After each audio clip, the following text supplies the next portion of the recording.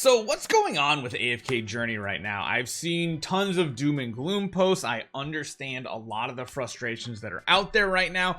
I understand a lot of stuff going on. There's complaints about specific parts of the game. It's still an amazing free-to-play game versus a lot of gachas out there that I played.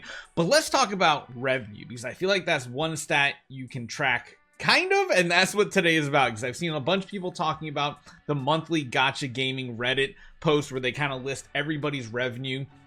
And one of them is AFK Journey. However, it went from $12 million down to $7 million, but that's not actually accurate because there's a lot of information missing from that, and I'm going to tell you guys exactly why, and we can kind of get a good idea, sort of a guesstimate, about how the game is doing and if the game's in trouble at all. So hopefully you guys enjoy this one. Let's jump right into it.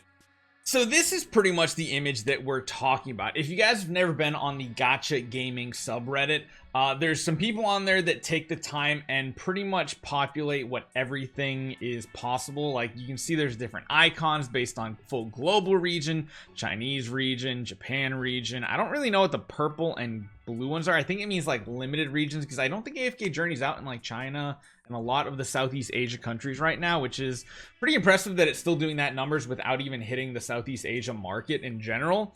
But this is the big thing, and what people are seeing here is you can see previous month, May 2024, June 2024, and you can see the red color means they dropped in revenue. And the first instantly people are like, well, we dropped from 12 million down to 7 million. Not unheard of for it to happen after a game's release, but there's one bit of information that people didn't talk about with this specific monthly update, and that is half of the month. So 15 of the days in June are not calculated in here for Android. So this number right here, the 7 million, which again, 7 million is still not a bad number. If you take a look at things like Idle Heroes, AFK Arena, they still only do like 2 to 4 million a month, whereas AFK Journey, it's still up even by what this says in the 7 million range.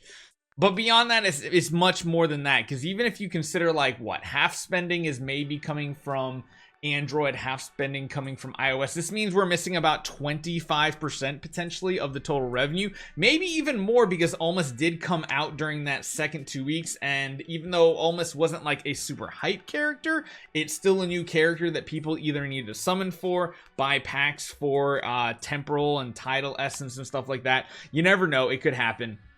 I do think Freyasto is in the first half though, right? So technically the Freyasto should be covered here. So even if we just say like 20% of it should be coming from that position there, I mean, if you think about this, that's at least a couple million more, meaning at the very least, I think this number should be probably 10 million, which again would still be a decrease. But beyond just that, there's a couple things that don't even get calculated into this number. There's a lot of games on here that what you see in the app revenue store between Android and iOS is the revenue they make. With AFK Journey, it is much, much different.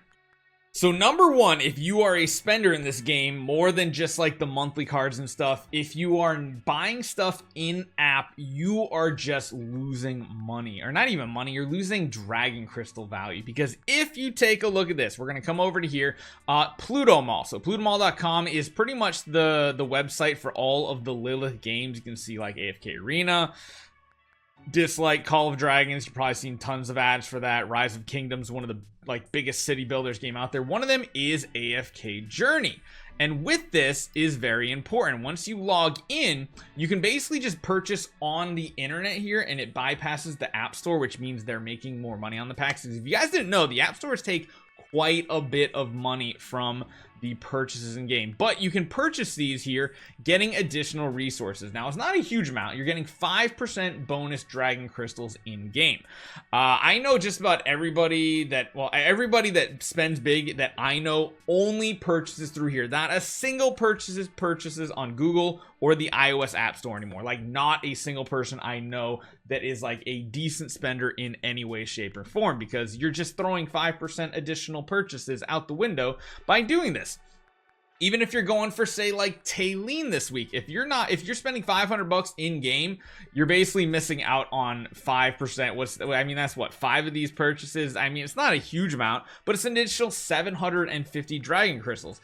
What this is not calculated in what we were showing you before in this. This is, again, only App Store money. So Maybe it's a little biased because I know a lot of the big spenders, but a lot of the big spenders, guys, we don't spend in game.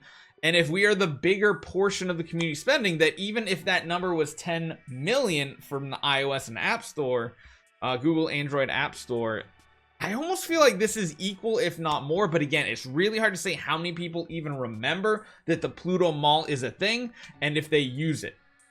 I can just vouch for how many people I know, and that's all we can go on. Now, beyond even that, right here, if we are purchasing on PC, this once again pretty much is bypassing what you guys were seeing there. So it takes a second to pop up. I don't know if it's a security measure, but again, if you're purchasing on here, yeah, it doesn't like showing it on the recording, but essentially if you're purchasing on here, once again, this is completely bypassing the numbers that we see from the iOS app stores. And I don't know what portion of people play on PC. I feel like quite a few probably do, not nearly as many. I wish we had statistics on how many people play on PC, but again, if you purchase on PC, that's another amount of revenue that they're generating that's going right to them. They're not having to deal with app stores. They're not even having to deal with someone like plutomall or anything. They're just working with like a third-party retailer or something like that to process transactions, unless they have something in-house, which I don't know. But again, anything purchased here as well, that's just going straight past all the metrics that we have to measure the total revenue. Which just leads me to my last conclusion here of we actually have no idea how much money this game is making. Yeah, sure, it could be as low as 10 million. It could be as high as 20, 30, even 40, because we don't know what percentage of the player base is making purchases online through the website, like the plutomall, how many people are playing on PC exclusively and they're buying stuff on PC, or how many people are playing on Google and Android. Like, we can see download numbers and stuff like that, but not active players or anything. And again, even this number here, the 7 million, is not accurate. That 7 million is missing at least like 20 to 25% of its revenue in my eyes.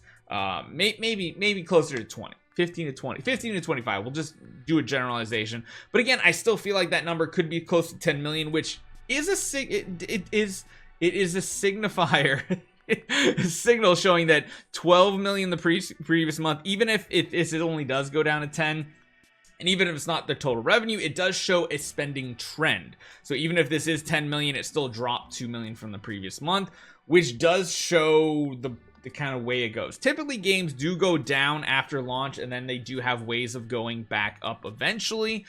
Big hero releases like this month, July might be a big month. Taylene has been one of the most hype heroes people have been talking about because they know what she can do in AFK Arena. They want her in AFK Journey, and they're probably going to spend all outdoors to make her Mythic Plus, Supreme Plus, or maybe even Paragon 4 for the Megalodons out there. They're going to be dropping $1,000 to $2,000 probably just on this single hero. And it's going to be interesting to see what July's looks like. I hope we do get an updated June list whenever the Android revenue is properly calculated on Sensor Tower. But until we have that, we can't really see exactly what it looks like.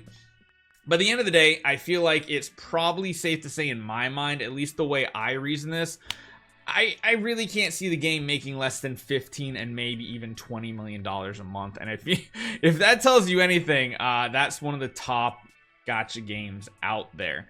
Now, is that going to compete with crazy things like Genshin and Honkai? Because again, their numbers are a little inflated. They had some really big characters come out this month. Solo leveling, I figured, would drop off, things like that. But it's going to be really interesting to see how things turn out. Hopefully you guys enjoy this one. Let me know what you guys think about the current trend. I do think it is a downward trend, but I don't think it's as downward as people really think it is. So yeah, we'll see what the numbers look like next month and continue watching the revenue. Hopefully you guys enjoy this one. Hit that subscribe button. I'll see you guys next time.